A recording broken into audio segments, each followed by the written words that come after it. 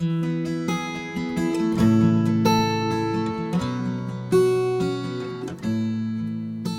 the corner of the village lives a woman poor and aged.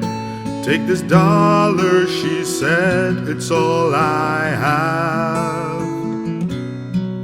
From the neighboring tavern called the spirit-filled musician.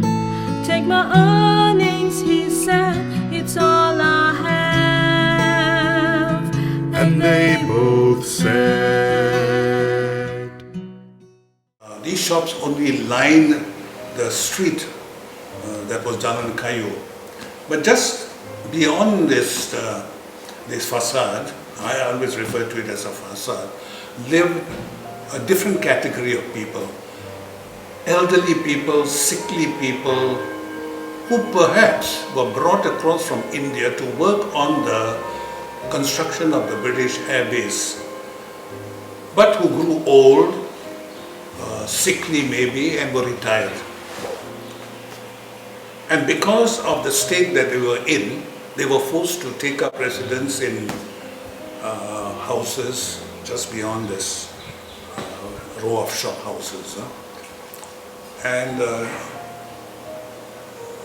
dwellings reflected their state of life, poor, sickly people. And that was where the Catholic Church is represented by the Catholic Welfare Center or the Society of St. Vincent de Paul Welfare Center was able to carry out its work, or saw the need to introduce Catholic welfare action.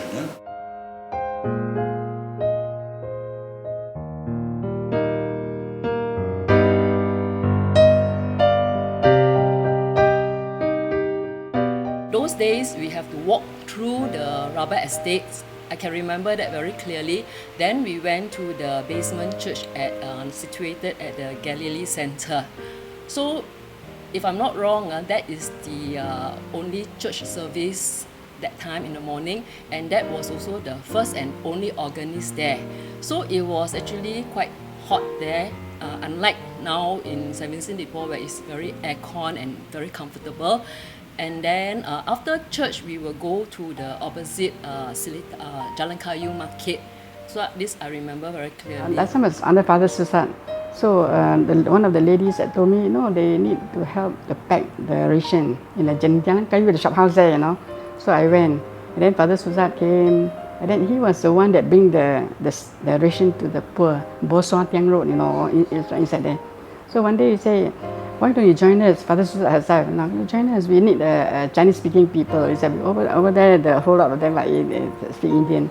So I said, okay. It was actually quite an old-fashioned kind of a priest in the sense that he's very strict and very regimented in his thinking and no-nonsense type, you see. He's very strict. But he also had a soft side of him, and he was very strict even with the altar boys. My brothers were all altar boys at that time, and other than that, he has strictness in him and at the same time kindness also. So he did a lot of charity work, He built up the church, Vincent de Paul Society, and most of the families like us, we have 7 siblings. We used to go down to the building in the 3-story building, the shop house. It's called the Vincent de Paul Center, right? Yeah. We used to stand in line to collect bread and ration, that was also organized by Father Suzanne at that time. And I think that is the kind of impression I had of what it meant to be a Catholic. That there had to be a corner where you went for worship on a Sunday and you took your children for catechism classes. But more specifically, there was this need to reach out to people and to draw these people into your fold. And only then did you give expression to Catholicism, only then did you give expression to yourself as a Catholic. So you get a different dimension altogether taking over.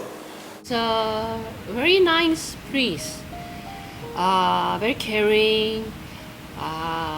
Actually, he's very, very close to us because Even during Chinese New Year reunion dinner, mom, dad will invite him to our home here, and he enjoyed very much. My mom was a good cook, and he is a very generous priest, very wonderful. I tell you, he was really good father. It was all for the poor.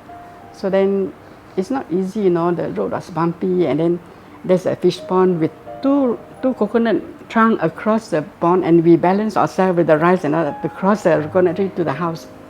Then whenever father reached there, and the kampung people will run out and say, in Chinese they say the Catholic Church is here, you know, because Catholic Church in Chinese is Hong Ka Tung, you know, this sort of thing. And then then father was okay, whatever you want to ask, and I'll be a translator to them and all that. It was actually those are really the work of intention. Nowadays you don't see that type of poor living in a kampung house with the running down with the chicken and the little pigs running everywhere. We don't see that anymore. Father Saussard had a heart really for the poor, but he was a man who could mix very well with the poor, the rich, the good, the bad, and the ugly. Everybody, he was a man for all. He was at home with everybody.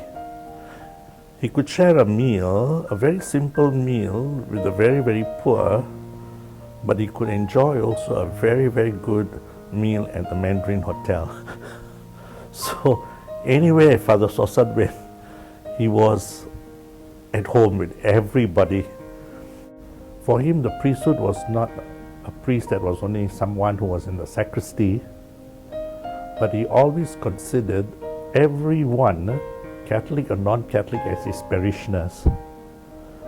For him, the parishioners of St. Vincent de Paul is not only those who are baptized, those who came to church on Sunday, but anyone who lived within the boundary of St. Vincent de Paul was his parishioner. That was how he considered himself the priest for all people at all times in Jalan Kayu.